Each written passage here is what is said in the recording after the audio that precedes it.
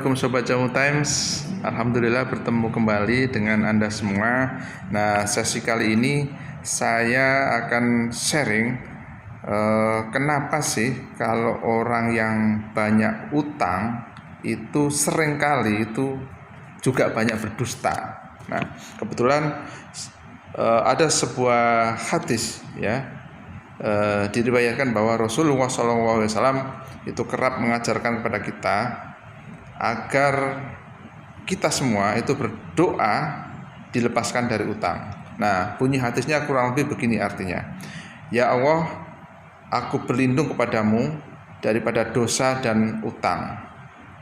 Lalu baginda Rasulullah ditanya, mengapa engkau sering meminta perlindungan daripada utang ya Rasulullah?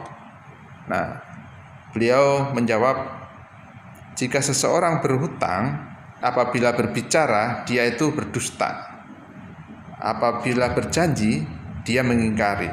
Nah, ini hadis diriwayatkan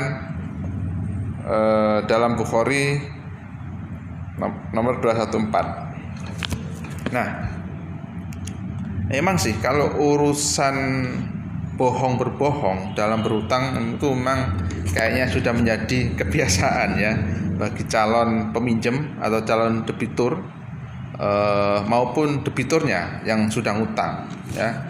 Bahkan bagi petugas banknya itu juga seringkali, mohon maaf, itu banyak yang berbohong ya.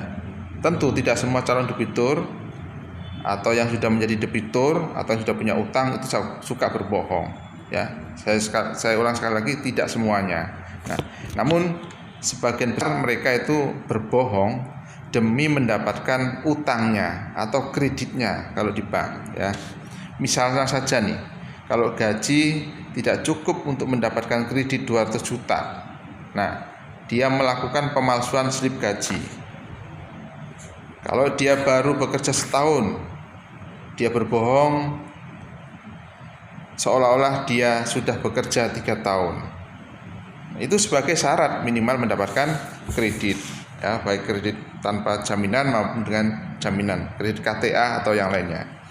Nah, kalau transaksi mutasinya di rekeningnya tidak sesuai dengan laporan omset yang dilaporkan ke bank, mereka dalam tanda kutip menggoreng transaksi rekening.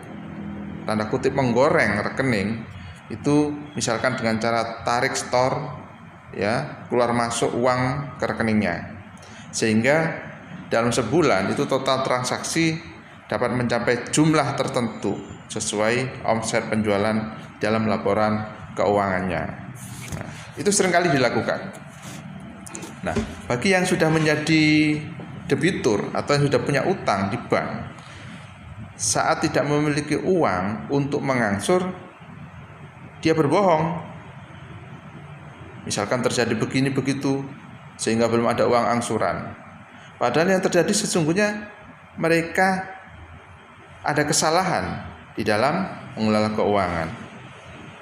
Bisa jadi juga karena kebanyakan utang, bisa juga karena secara hitung-hitungan gaji atau penghasilan bisnisnya itu memang tidak cukup untuk mendapatkan kredit. Jadi saat dulu waktu mengajukan kredit itu dipaksakan dengan cara berbohong, tidak sesuai realitas. Nah, begitulah memang kebohongan selalu menjadi teman setiap saat.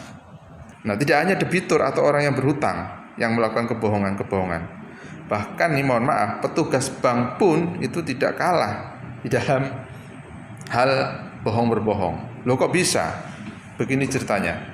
Ya, jadi bagi analis kredit maupun unit-unit yang menangani kredit di sebuah bank itu biasanya selalu diberikan target penyaluran kredit.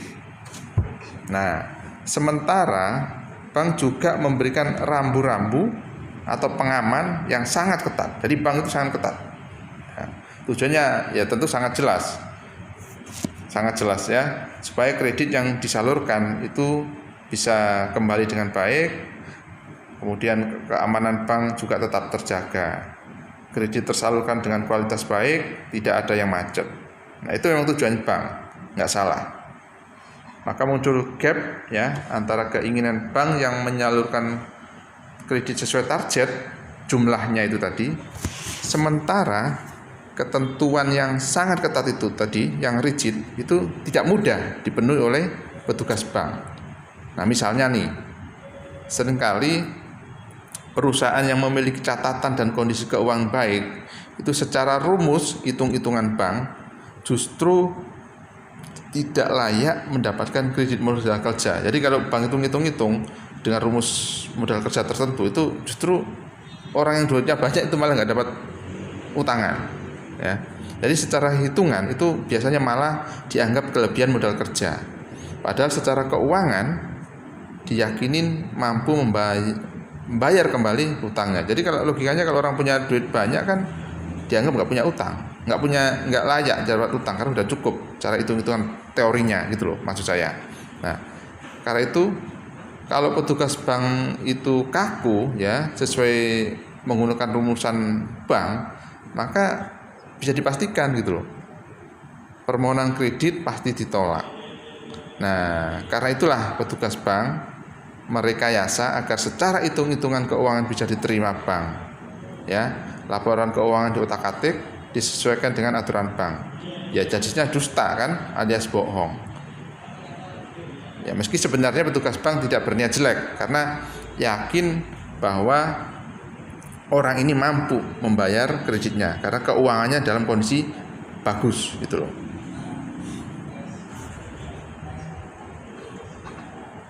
Nah, kalau yang cerita seperti ini sih masih mending ya.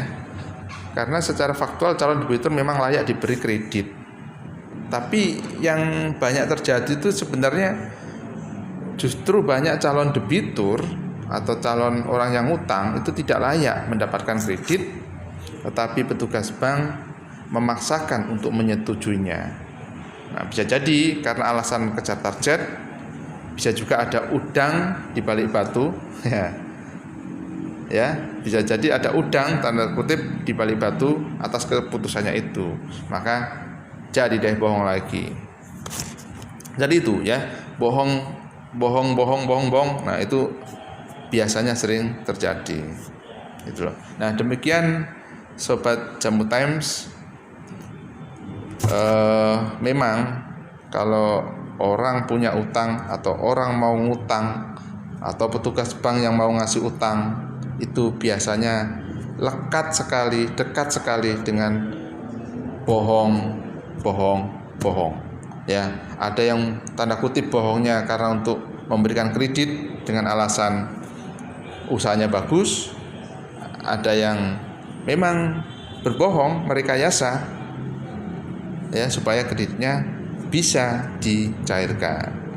Nah, demikian juga kalau orang mau utang ke teman, ke saudara, atau ke manapun, itu juga sebagian banyak yang bohong. Misalkan saudaranya sakit lah, dirinya sakit lah, anak sekolah lah, padahal kebutuhan utangnya itu bukan untuk itu yang sebenarnya, untuk kebutuhan yang lain. Saat ditagih juga begitu, ya. Belum ada uang lah, karena inilah, karena itulah, macam-macam, ya. Nah, karena itu semakin kita bisa menekan untuk tidak berutang, insya Allah kehidupan kita lebih baik lagi. Demikian Sobat Jamu Time, silakan di-share kalau memang materi ini dianggap bermanfaat. Dan Assalamualaikum warahmatullahi wabarakatuh.